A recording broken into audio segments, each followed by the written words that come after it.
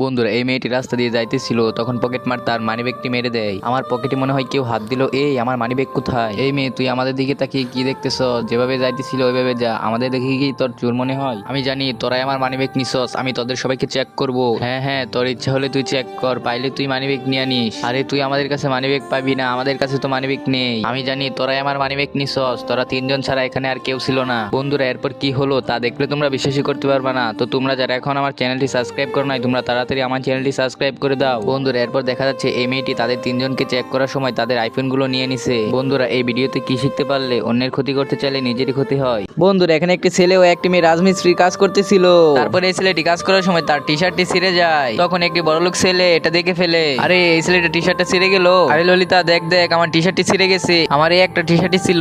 Driver, তাড়াতাড়ি মার্কেটে যাও। তারপরে এই বড়লোক ছেলেটি মার্কেটের দিকে যায়। তারপরে গরিব ছেলেটির জন্য কি কিনে আনে তা দেখলে তোমরা বিশ্বাসই করতে পারবে না।